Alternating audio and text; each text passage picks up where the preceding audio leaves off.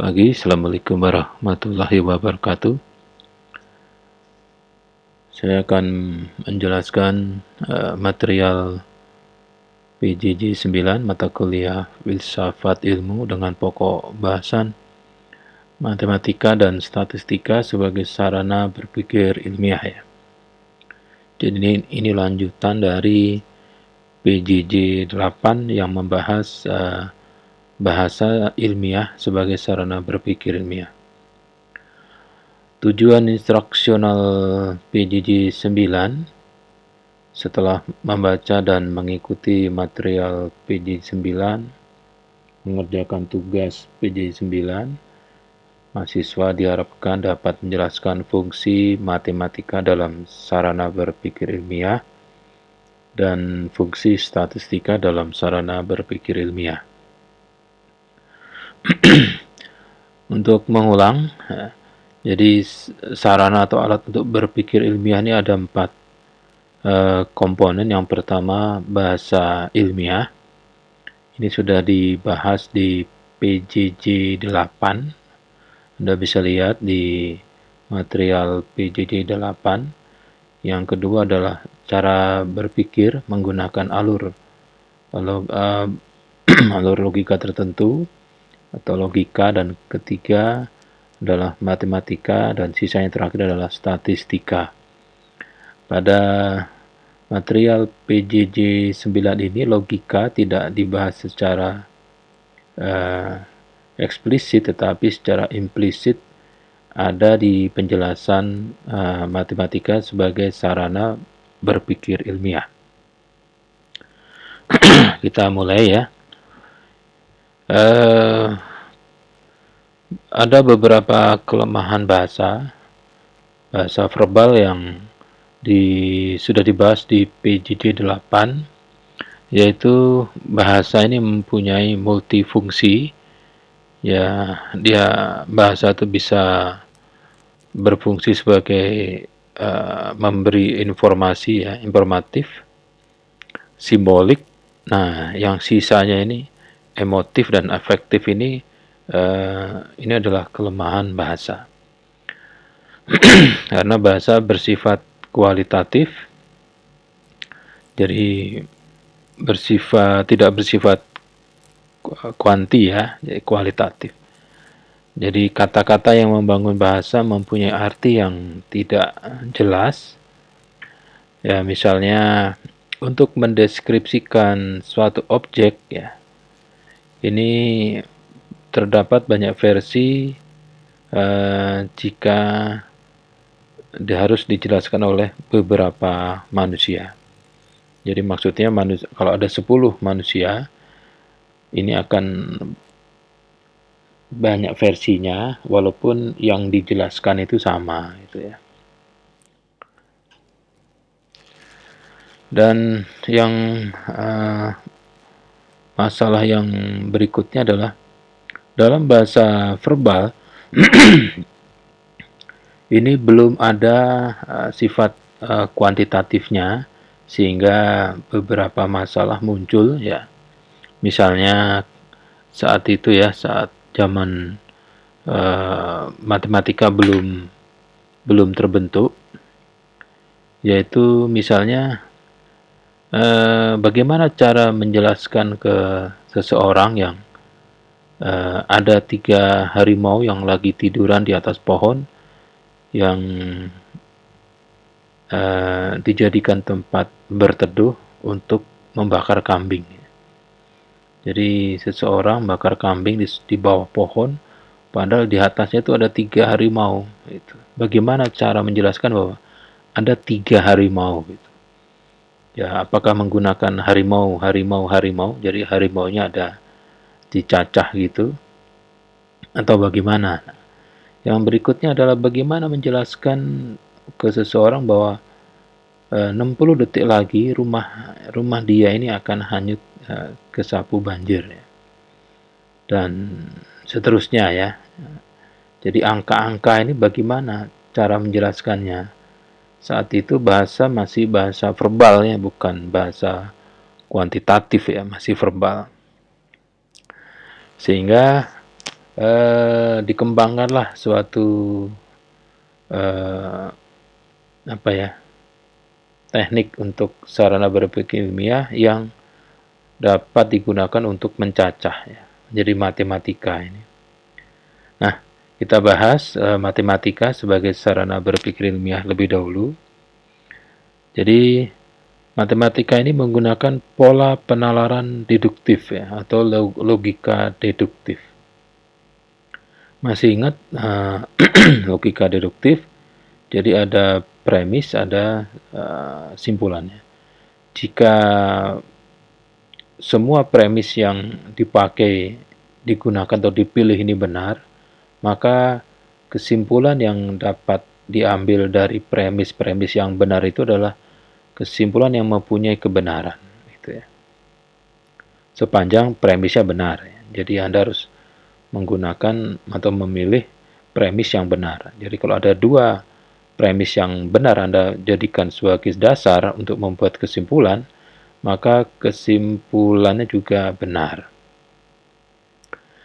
Matematika ini sebagai bahasa, ya, sebagai bahasa yang melambangkan serangkaian makna dari pernyataan yang ingin disampaikan. Jadi kalau yang disampaikan itu ada 10 harimau yang ada di daerah yang Anda akan masukin, itu Anda akan lewatin. Nah, itu melambangkan serangkaian makna. Jadi ada 10-nya itu bisa disampaikan. Ada harimau, bukan 1 tapi 10. Gitu. Jadi matematika ini sebagai bahasa yang bebas dari sifat kabur, majemuk, dan emosional ya. Ya, ini memperbaiki bahasa verbal.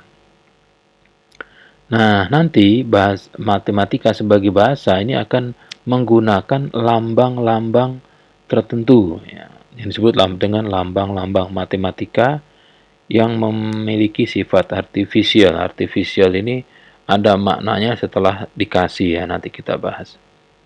Jadi matematika akan bersifat sebagai bahasa kuantitatif atau bahasa numerik. Bahasa numerik itu ya angka ya, ada angkanya. Nah, dalam perkembangan matematika sebagai sarana berpikir ilmiah ini banyak alirannya ya. Nanti ada filsafat matematika. Jadi sehingga matematika ini menjadi ilmu yang berdiri sendiri. Kalau Anda lihat ada fakultas matematika ya, dan ilmu pengetahuan awal, pengetahuan amal, pengetahuan alam maksudnya. Jadi matematika ini berdiri sendiri, bisa dibuat dalam satu fakultas, coba. Kalau filsafat aliran filsafat matematika ini tidak perlu dijelaskan ya, karena ini Anda kan bukan kuliah di program studi filsafat ya. Kalau di sana lebih lengkap. Nah, kita bahas 3 tahapan terbentuknya matematika ya. Ada 3 tahapan. Yang pertama adalah tahap sistematika. Ini masih menggunakan bahasa verbal.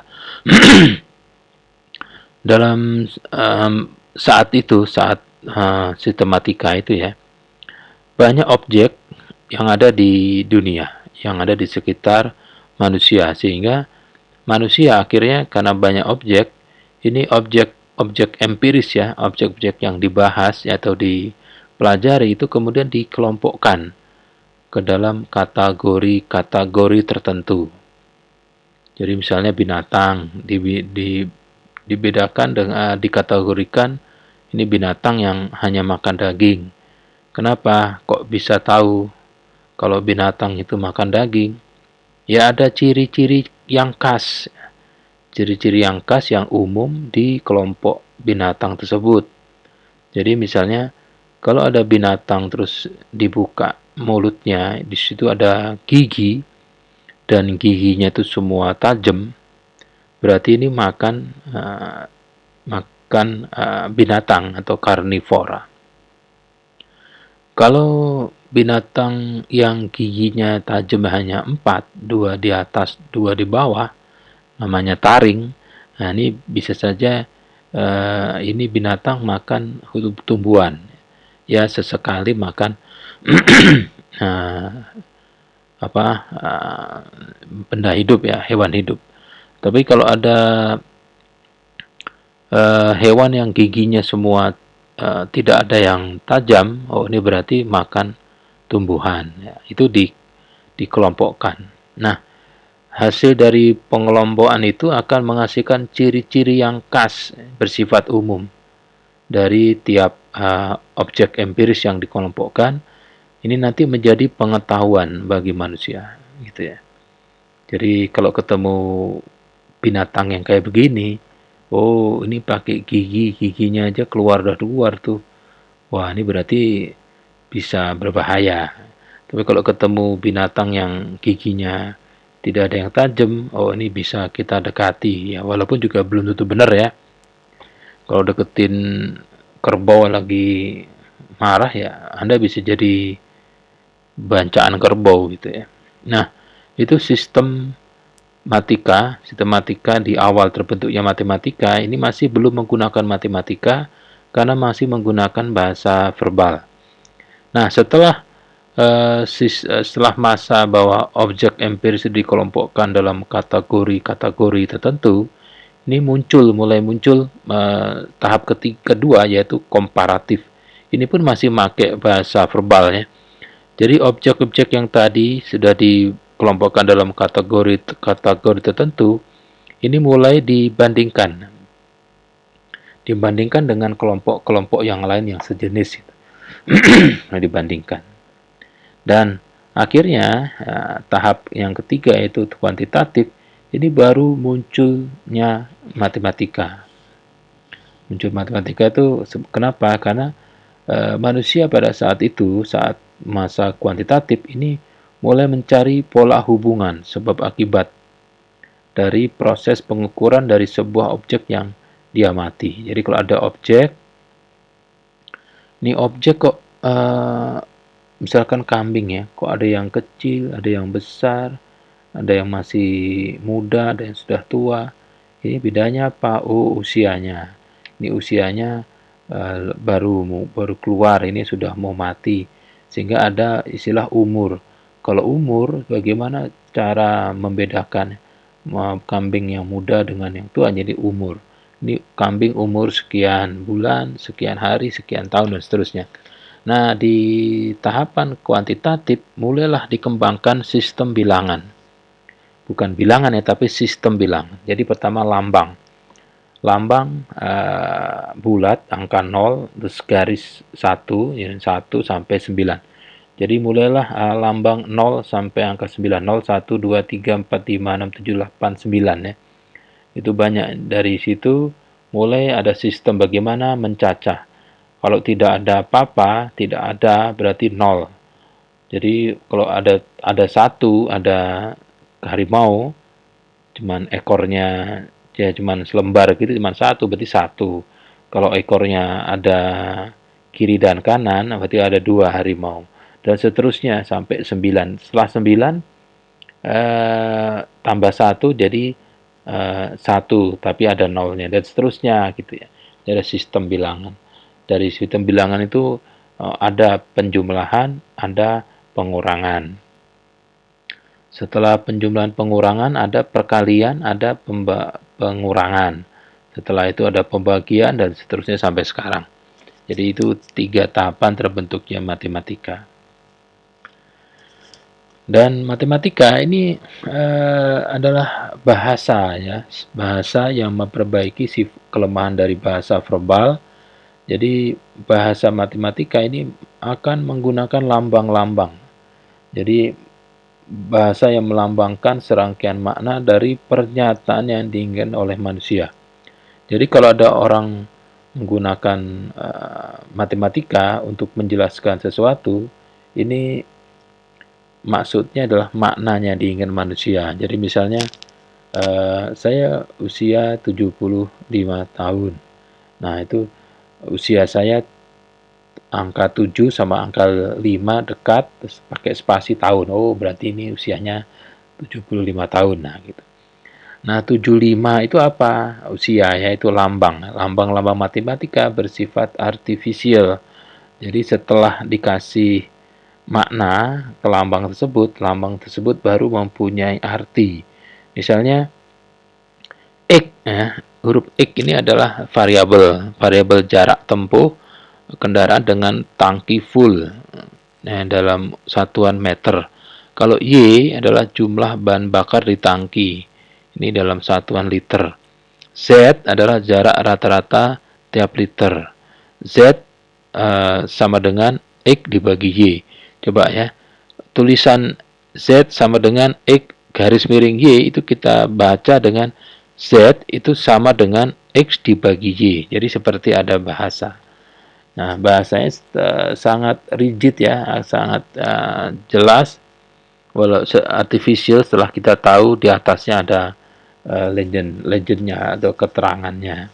Kalau seperti ini, Z sama dengan X dibagi Y itu sudah tidak ada unsur emotifnya di situ ya, jadi sudah jelas. Coba kita lihat matematika sebagai bahasa, ini berfungsi menghilangkan sifat kabur, majemuk, dan emosi dari bahasa verbal.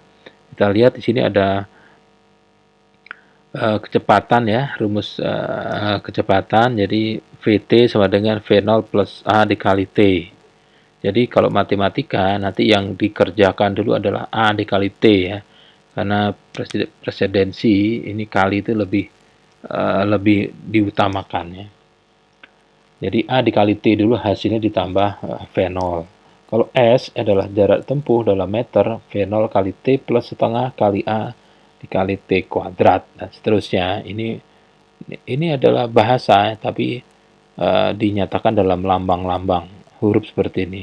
VT V0A kali T. Nah, itu lambang sama dengan, lambang plus, lambang kali itu masuk dalam bahasa matematika. Nah, dan berikutnya, matematika itu mempunyai sifat kuantitatif ya. Kalau bahasa verbal itu hanya bersifat kualitatif, tapi kalau matematika ini sudah kuantitatif. Maksudnya apa? Maksudnya mengembangkan bahasa numerik yang memungkinkan manusia untuk melakukan pengukuran. Itu kuantitatif. Kalau mengukur atau mencacah itu kan menghitung ya, itu pakai kuantitatif. 1, 2, 3, dan seterusnya. Jadi matematika mengembangkan konsep pengukuran, meningkatkan daya prediktif dari ilmu. Jadi ada prediksinya nanti ya. Jadi saya ulangi lagi, matematika ini cara berpikir ya, menggunakan logika berpikir deduktif ya, deduktif, membuat hipotesis dari data-data ilmiah. Jadi menemukan variabel yang tidak terlihat secara eksplisit, membuat kuantitatif ya, angka dari sistem aritmatika. Nanti kita akan bahas ya ini ya. Contoh ya. Contoh matematika sebagai sarana berpikir ilmiah menggunakan logika deduktif ya. Misalkan seperti ini. Ada resistor 10 ohm, ini dihubungkan ke sumber tegangan tetap DC 10 volt. Berapa arus di resistor tersebut? Nah, oke. Rumusnya kan arus sama dengan V dibagi R. V adalah tegangan di R1 10 volt dibagi R. R1 berapa? 10. Jadi arusnya adalah 1 ampere. Kita lihat ya, arusnya 1 ampere.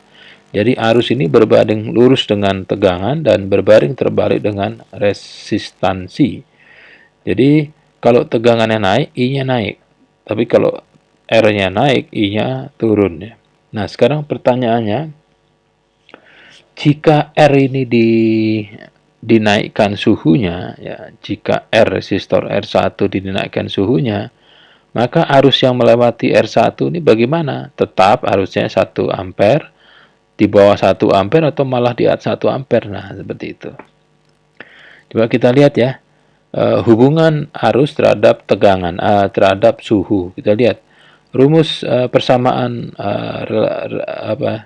relasi antara arus dengan tegangan dan R ini seperti ini. Jadi arus berbanding lurus dengan tegangan dan berbanding terbalik dengan R. Tetapi suhu tidak ada dalam persamaan ini gitu. Nah, bagaimana jawabannya? Ini akan sama dengan pertanyaan, Anda tahu setrika listrik ya, setrika listrik misalnya 500 watt. Nah, setrika listrik itu pada saat dinyalakan, itu arusnya kan besar ya. Nah, sekarang semakin panas setrikanya, itu arusnya semakin besar atau semakin kecil atau tetap? Jadi nanti ada statement dari beberapa orang, itu apa, setrikanya udah panas tuh, dilepas aja listriknya. Nanti kalau semakin panas, arusnya akan semakin besar, daya listriknya juga semakin besar. Nah, kita coba, kita lihat di sini ya. Kalau R1 nih suhunya misalnya di suhu kamar 32 derajat Celcius dinaikkan menjadi 100 derajat Celcius, ini arus yang melalui R1 naik, turun atau tetap. Nah, walaupun ternyata setelah dilihat di rumusnya, rumus arusnya ini tidak ada suhu di sini. Nah, kita menggunakan matematik ya. Matematik sebagai sarana berpikir ilmiah ini pakai deduktif. Misalkan seperti ini. Kita ada teori hambatan pengantar. Hambatan kawat pengantar itu ditentukan oleh hambatan jenis, panjang kawat sama luas penampang. Jadi resistansi suatu kawat ini berbanding lurus dengan rho. Rho itu hambat jenis dikali dengan L, panjang pengantar dibagi dengan luas penampang A. Jadi R resistansi sama dengan rho L per A gitu ya. Sampai di sini tidak ada T-nya kan? Masih tidak ada T-nya. Kita lihat panjang kawat ini. R sama dengan rho dikali L dibagi A. Jadi kalau kawat itu dipanaskan, ini hambatan jenis kawat, rho-nya akan tetap. A-nya juga tetap, tapi L-nya berubah. Panjang kawat itu akan berubah. Jadi suatu kawat, kalau dipanaskan dia akan memuai. Ini ada hukumnya. Hukum logam yang dinaikkan suhunya.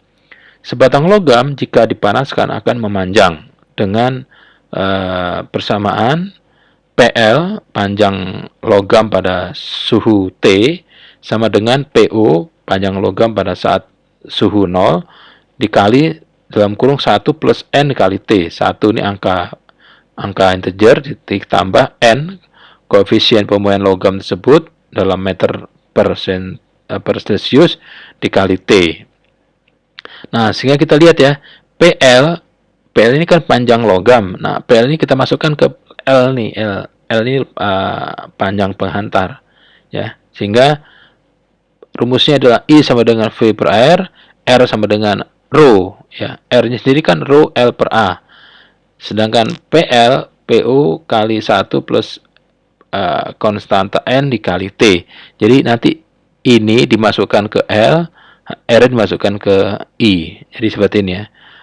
R sama dengan rho L dibagi A sama dengan rho L-nya adalah panjang kawat pada suhu 0 dikali 1 plus N kali T dibagi A dan seterusnya. Terus nanti kita keluarkan ya, kita masukkan distribusi dan seterusnya, nanti kita dapat persamaan akhir. Jadi arus sama dengan A dikali V dibagi rho dikali P ditambah rho kali N dikali T. Ini kalau semua konstan, A-nya konstan, V-nya konstan, rho-nya konstan, PO-nya konstan, yang berbeda hanya T-nya, maka kita lihat I ini akan berbanding terbalik dengan T. Sehingga kalau T-nya naik, harusnya akan turun. Nah, ini. Jika suhu resistor dinaikkan, maka arus akan turun. Nah, ini kita bisa menjawab pertanyaan tadi ya, kalau setrika listrik itu kalau semakin panas, arusnya semakin kecil, semakin besar itu sama. Ternyata semakin kecil ya. Jadi jangan takut kalau punya setrika listrik, semakin panas itu wattnya akan semakin kecil ya. Dia akan menarik daya itu pada saat awal ya. Nah, ini diperoleh jawaban menggunakan proses deduktif secara matematika. Nah, kesimpulannya ini akan benar kalau premis-premis yang dipakai benar. Ini premisnya, ini premis pertama, resistansi suatu kawat sama dengan rho dikali panjang kawat dibagi luas penampang kawat. Ini premis 1, premis 2, PL atau panjang kawat pada suhu 0 derajat Celcius sama dengan seperti ini. Jadi kalau ini benar, premis kedua benar, premis ke satu benar, maka kesimpulannya akan benar ya. Kebenarannya sudah mutlak, deduktif ya. Deduktif. Contoh lagi, ada luas persegi panjang ya, dengan alas panjang itu, panjangnya A, tingginya T ya, panjang kali lebar ya, panjangnya A, lebarnya T. Nah, rumusnya adalah seperti itu. Luas persegi panjang itu ya sisinya dikalikan T kali A ya. Kalau dalam sentimeter berarti nanti sentimeter kuadrat. Nah, kalau ini digunting secara diagonal maka akan menjadi luas persegi jadi luas segitiga. Sehingga luas segitiga ini akan separuhnya dari persegi panjang kan. Jadi luas persamaan luas segitiga sama dengan setengah kali luas persegi panjang dengan panjang A, lebar T. Jadi ini dipakai sebagai sarana berpikir ilmiah menentukan luas segitiga menggunakan luas persegi panjang. Nah, ini ada yang lain ya. Deduktif, bagaimana wajah itu mencerminkan pikiran ya. Bagaimana ya pertanyaannya ya, wajah itu mencerminkan pikiran, benar apa enggak? Nah, kita lihat, kita pakai premis yang pertama. Ternyata di wajah manusia itu ada 43 otot di wajah manusia. Jadi otot-otot itu yang dapat menggerakkan kulit-kulit di permukaan wajah manusia. Premis yang kedua, teori ya, ada 7 saraf kranial ya, saraf wajah yang mengendalikan semua otot yang terdapat pada wajah manusia. Jadi 43 otot yang ada di wajah manusia itu, ini semuanya dikendalikan menggunakan 7 saraf kranial. Saraf itu yang mendapat masukan perintah dari otak. Nah ini. 7 saraf kranial ini muncul di cerebral cortex. Jadi dari otak besar. Jadi kalau diikutin 7 saraf kranial itu, dia menuju ke otak besar. Nah, otak besar ini kan otak koordinasi ya, otak koordinatif, otak kiri dan otak kanan. Nah, otak kanan ini mengendalikan otot wajah kiri karena silang ya, sedangkan otak kiri mengendalikan otot wajah kanan. Sehingga otot-otot di wajah ini akan dikendalikan 7 saraf kranial. Nah, 7 saraf kranial itu dikendalikan oleh otak kiri dan otak kanan. Sehingga kalau Anda sedang berpikir, ya, berpikir Anda itu banyak dominan otak kiri atau otak kanan. Kalau otak kiri berarti nanti otot yang di kanan yang lebih dominan dan seterusnya. Jadi secara deduktif kita dapat menyebutkan bahwa wajah manusia itu mencerminkan apa yang sedang dipikirkan. Itu. Jadi hati-hati ya kalau berpikir itu nanti wajah Anda akan berbeda. Supaya aman ya cobalah Anda melakukan kegiatan berpikir di depan cermin. Jadi Anda bisa membohongi orang lain kalau Anda sedang berpikir apa tapi mesem gitu ya misalnya ya. Oke, kita sudah membahas matematika sebagai sarana berpikir ilmiah, ya. Dari ada 3 tahap yang ujung-ujungnya ada matematika sebagai kuantitatif ya, kuantitatif untuk menghilangkan sifat emotif dari bahasa verbal, ya. Nah, masalah muncul lagi gitu. Bagaimana cara menemukan jawaban atau kesimpulan dari objek yang sangat banyak gitu. Bagaimana nih? Misalnya, bagaimana ciri-ciri umum dari kambing? Kan kambing banyak, ada etawa, jawarandu, dan sebagainya.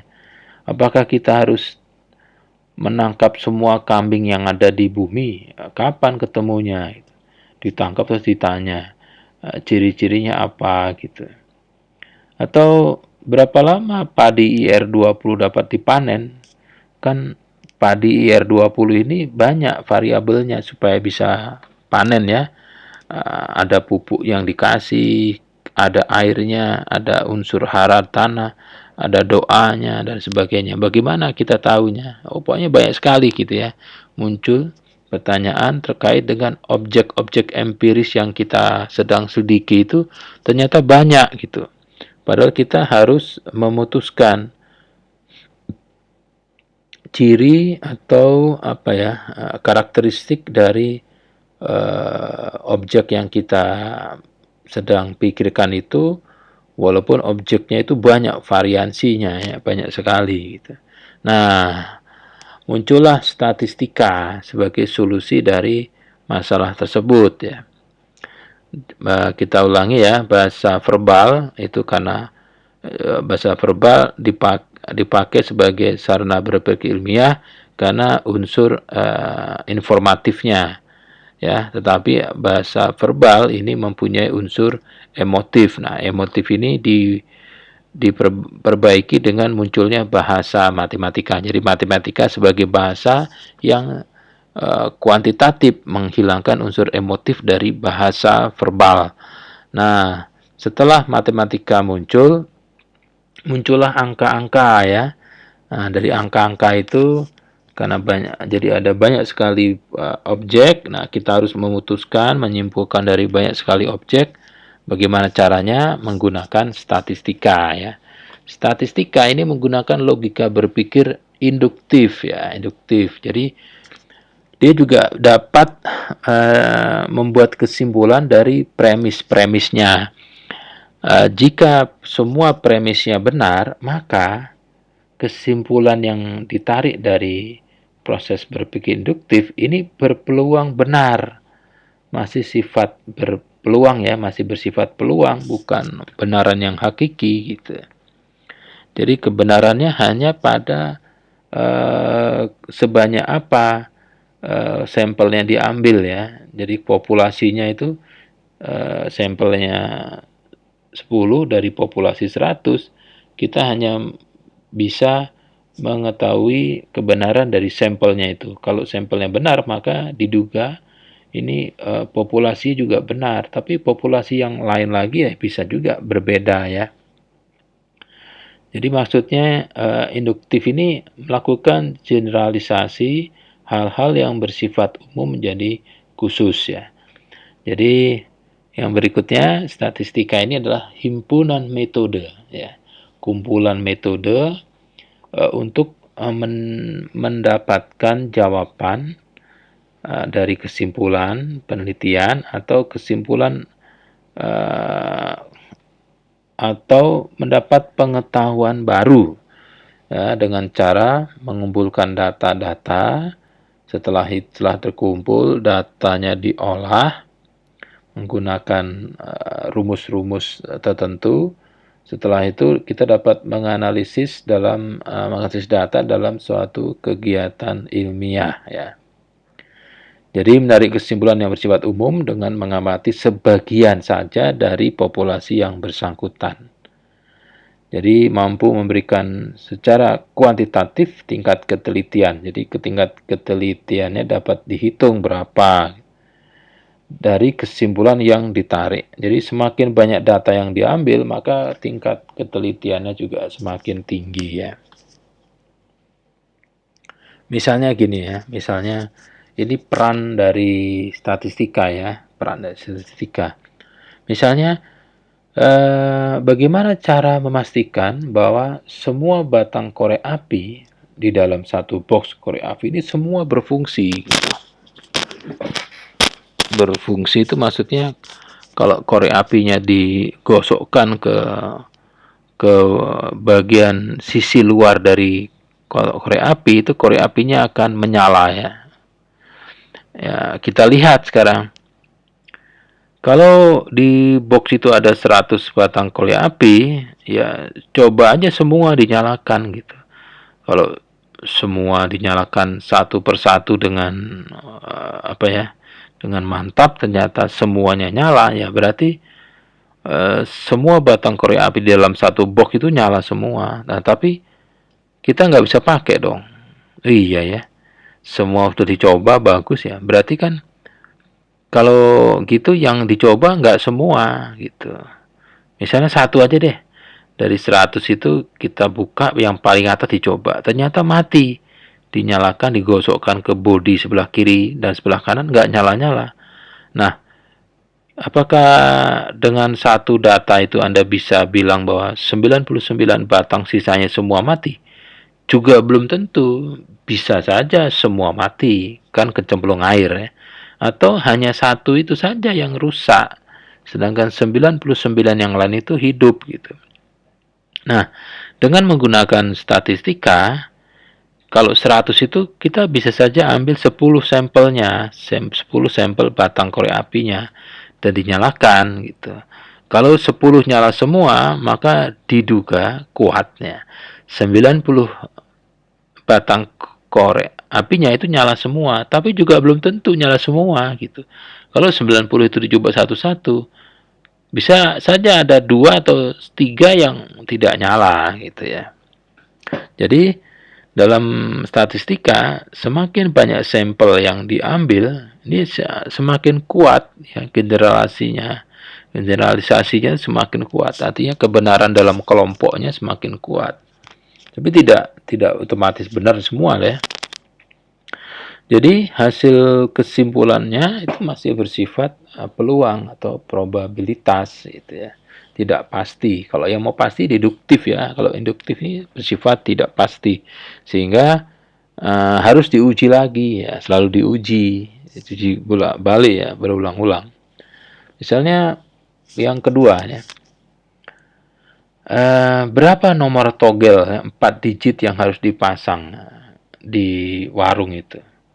Jadi ada judi ya, main judi nebak angka.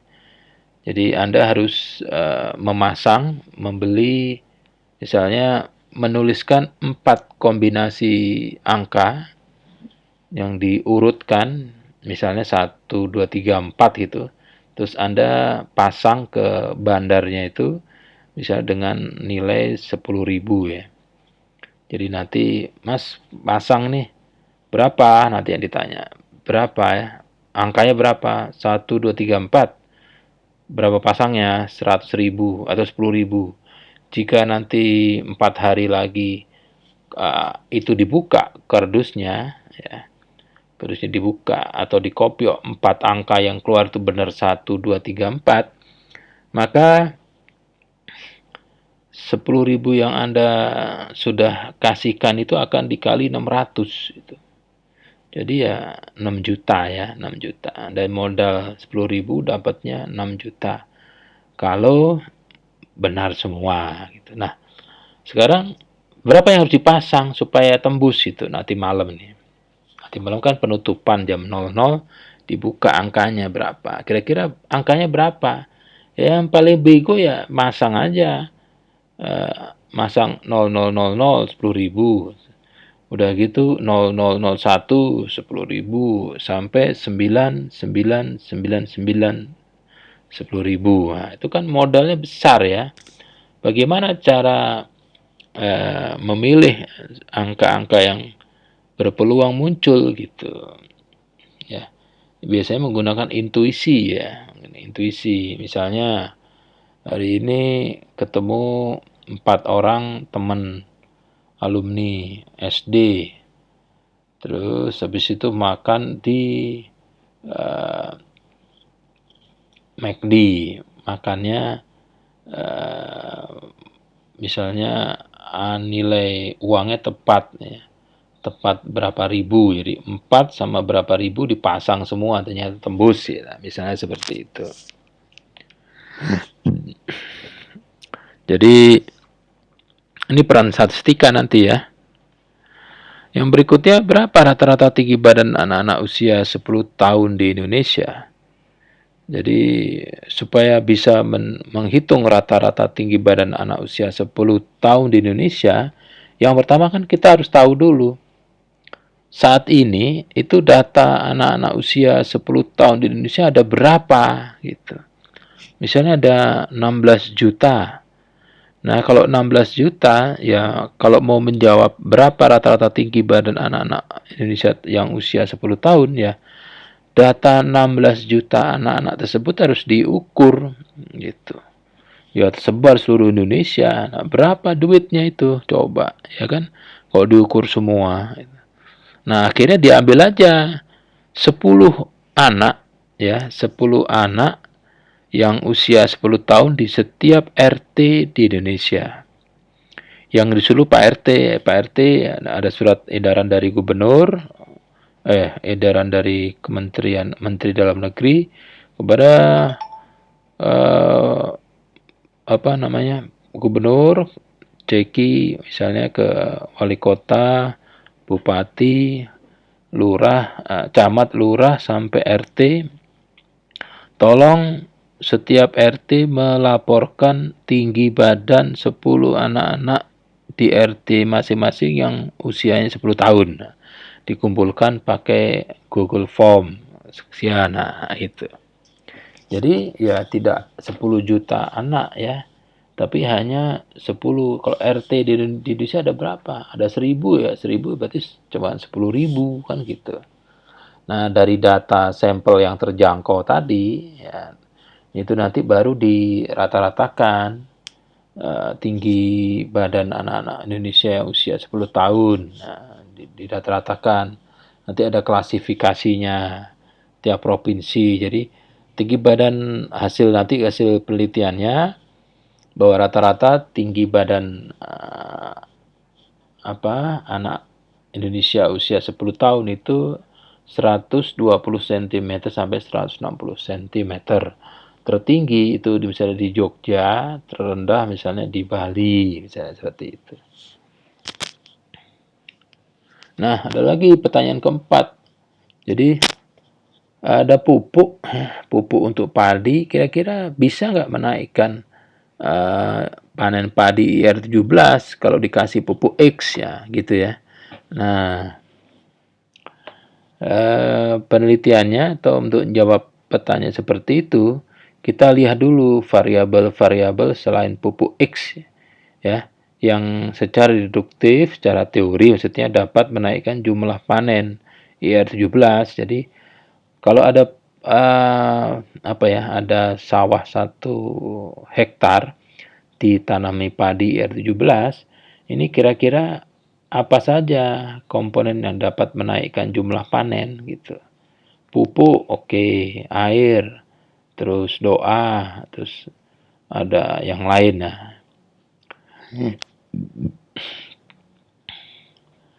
jadi eh, pupuk ini ternyata bisa meningkatkan panen ya, sehingga diadakan penelitian gitu ya. Coba ya penelitian, dibuat 2 lahan yang masing-masing berukuran 1000 meter persegi, ya, dinamakan lahan A dan lahan B. Lahan A dan lahan B ini harus mempunyai variabel yang sama, airnya sama, unsur hara tanahnya sama, semuanya sama, kecuali ya, lahan A ini ditanami IR17 dikasih pupuk X, sedangkan lahan B ditanami padi IR17 tapi tidak dikasih pupuk.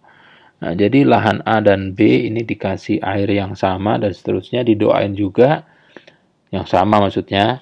Nah, nanti pada saat panen dilihat total panen padi di lahan A ini bagaimana ya, hasil perbandingan dengan total hasil panen padi di lahan B. Kalau hasil panen padi lahan A lebih tinggi, rata-rata lebih tinggi dari lahan B, berarti pupuk ini benar-benar meningkatkan jumlah panen. Tapi kalau hasilnya sama, artinya nggak ada efek itu, pupuknya nggak ada efek. Tapi kalau malah lebih kecil, jadi hasil panen lahan A yang dikasih pupuk jauh lebih kecil dari panen B yang cuma dibiarin, dan berarti pupuk X ini bukan meningkatkan tapi membuat penurunan gitu. Ini menggunakan statistik ya. Pertanyaan berikutnya yang kelima, apakah jumlah cairan di botol cola Pepsi 100 ml, 1000 ml yang dihasilkan pada line produksi 1 telah sesuai dengan ketentuan. Jadi maksudnya gini, bagian QC pabrik Coca Pepsi ini akan memastikan bahwa isi dari setiap botol Coca Pepsi 1000 ml ini berkisar 950 ml sampai 1050 ml. Kalau rata-ratanya itu di rentang tersebut, berarti botolnya bisa dijual. Tapi kalau di bawah ini tidak baik karena nanti bakal ada yang komplain. Tapi kalau di atas 1050 mili ya, tidak baik juga. Jadi ada kelebihan ya, takutnya botolnya jadi tidak muat ya. Sehingga di line produksi itu dikasih penelitian.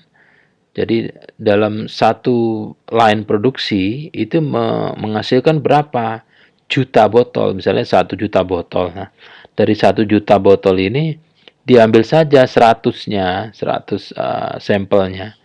Jadi dari line produksi 10 menit pertama diambil 10 dan seterusnya sampai didapat 100 atau 1000 ya, 1000 botol Coca Pepsi 1000 ml. Dari setiap botol yang jadikan sampel itu terus diukur berapa mililiter isinya gitu. Kalau semua rata-rata dari 1000 sampel itu berada pada rentang 950 mili sampai 1050 mili, berarti di line produksi yang tadi menghasilkan 1 juta botol itu semua botolnya bisa saja dijual gitu. Tapi yang diambil sampel cuma 1000 kan gitu ya, cuma 1000. Bisa saja yang dijual itu ada yang melebihi 1050 atau bahkan brengseknya di bawah 950 gitu. Jadi masih saja itu ada berpeluang. Kalau mau bagus ya 1 jutanya itu diukur gitu. Itu kebenarannya sudah benar di situ ya.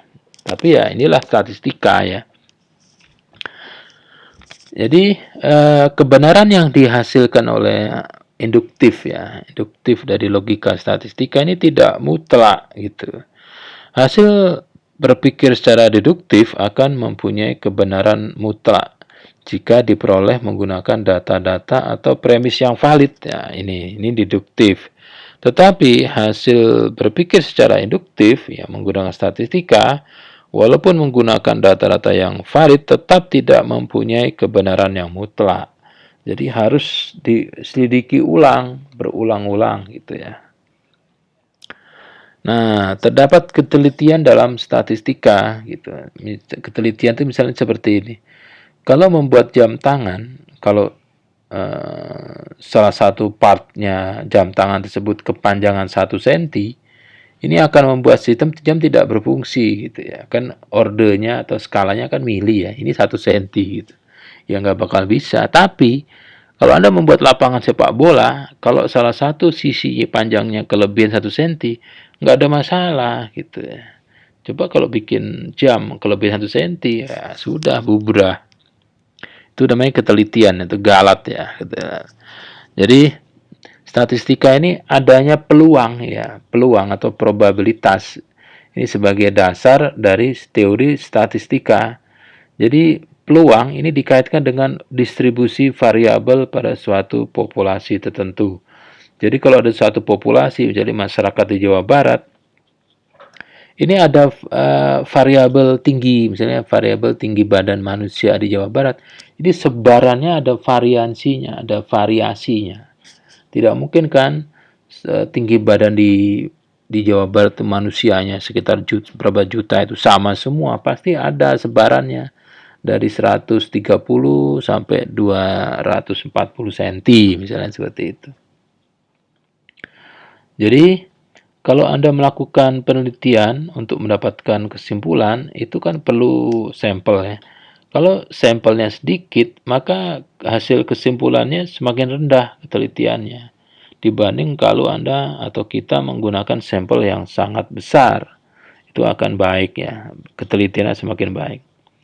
Semakin banyak sampel, maka hasil kesimpulan semakin tinggi ketelitiannya. tapi cukup untuk digunakan sebagai rasional yang ilmiah.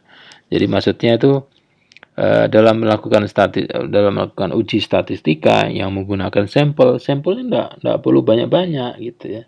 Ya cukup ada rumusnya gitu. Tapi nanti kita menganalisis dari sampelnya tersebut. Jadi statistika ini ada teori kekeliruan atau galat ya. Ada error, ada residu. Kalau error ini adalah selisih dari nilai yang diukur dengan nilai prediksi dari suatu persamaan regresi. Tapi kalau residu itu sampel ya. Jadi nanti kita bisa menggunakan statistik untuk melihat suatu data ini berasal dari populasi yang normal atau tidak normal ya. Jadi data yang didapat ini harus bersifat normal. Misalnya tinggi badan itu harus harus normal dari kelompok normal. Jadi misalnya tinggi badan manusia Indonesia kan tidak mungkin sama ya. Pasti ada yang sangat pendek dan ada yang sangat tinggi, dan tengah-tengahnya ya disebut kurva lonceng.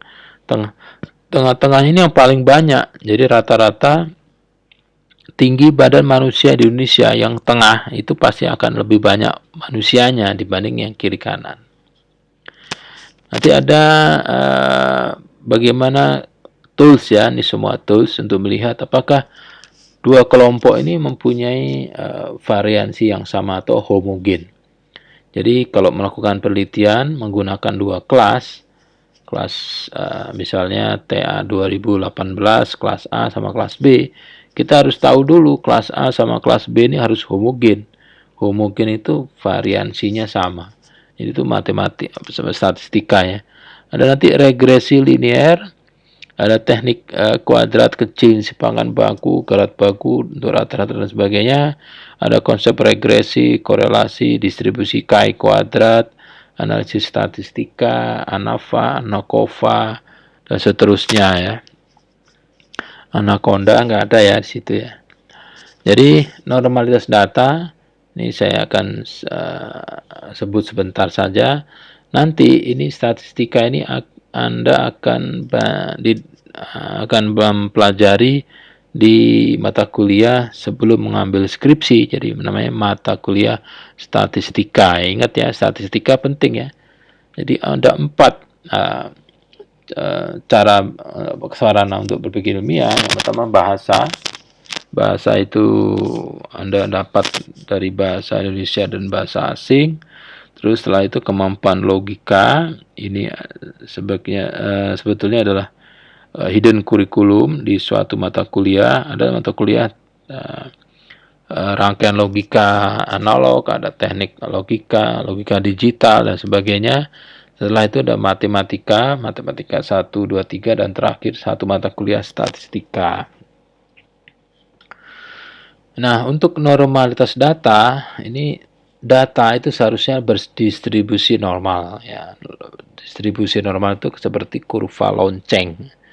Jadi semua data yang diambil dari manusia ya, sepanjang manusia itu normal berarti datanya harus normal gitu. Ya, gitu aja. Jadi kalau enggak normal ya bukan. Nanti analisisnya berbeda lagi ya kalau datanya tidak normal. Ada lagi juga namanya korelasi ya. Korelasi itu digunakan untuk mencari hubungan antara dua variabel yang bersifat kuantitatif.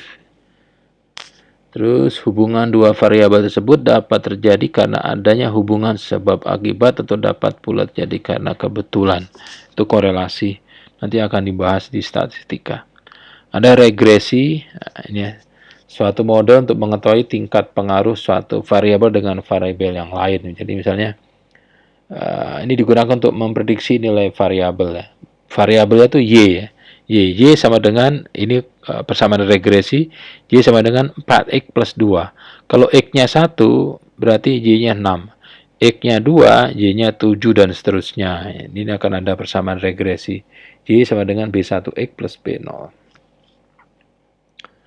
Nah, statistika sebagai cara berpikir induktif ini didefinisikan ya, sebagai pengetahuan yang telah diuji kebenarannya ya. Ini menggunakan induktif.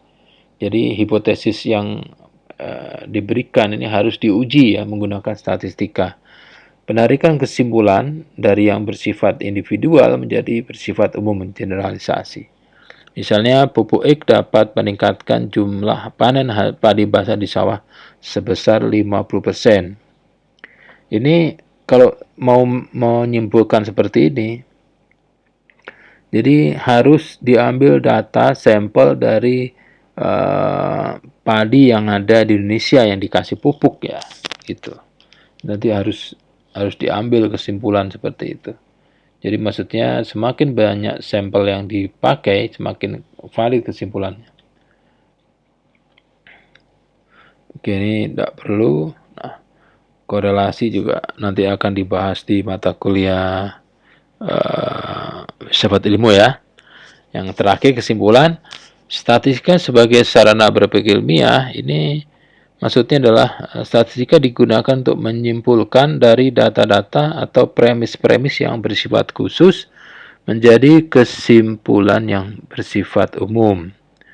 Jadi generalisasi ya, dari data-data atau sampel menjadi suatu kesimpulan yang berlaku di populasinya.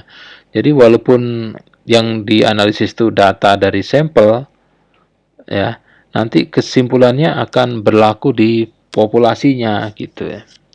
Tapi ya hanya berlaku di populasinya, di populasi yang lain belum tentu. Sehingga perlu diteliti lagi di populasi yang lain apakah kesimpulannya masih benar gitu. Semakin banyak sampel, maka hasil generalisasinya mempunyai kesalahan yang kecil ya, atau ketelitiannya mendekati 1 ya, atau sebaliknya ya. Jadi statistika sebagai sarana berpikir ilmiah ini menggunakan atau alat ya, statistika ini sebagai alat untuk menghitung jumlah sampel yang akan diambil dari populasi. Jadi kalau populasinya 1000, kira-kira sampel yang cukup pantas itu berapa? Itu statistika ya. Setelah itu statistika digunakan untuk menguji instrumen. Jadi validitas dan reliabilitas instrumen diuji apakah sudah instrumennya sudah valid dan sudah reliable ya. Dan menyajikan data-data, menganalisis data dan menguji hipotesis yang diajukan dan akhirnya membuat kesimpulan ilmiah. Ingat ya, kesimpulan ilmiah dari statistika ini kebenarannya tidak mutlak ya, kebenaran tidak mutlak. Oke, daftar pustaka masih menggunakan buku Filsafat Ilmu, sebuah pengantar populer yang ditulis oleh Bapak Yuyun S. Surya Sumantri, cetakan ke-32. Tugas PJJ 9 ada 2. Pertama, tuliskan ya peran matematika dan statistika sebagai sarana berpikir ilmiah. Ini menggunakan bahasa Anda sendiri ya, jangan letterbox dari paparan material PJJ 9 loh ya. Yang kedua, tuliskan nama mata kuliah apa saja yang terkait dengan peran matematika dan statistika sebagai sarana berpikir ilmiah yang harus Anda ambil di prodi Anda ya. Saya kira cukup sampai di sini. Kalau ada pertanyaan langsung bertanya di kolom komentar di YouTube atau di Google Classroom. Selamat pagi, Assalamualaikum warahmatullahi wabarakatuh.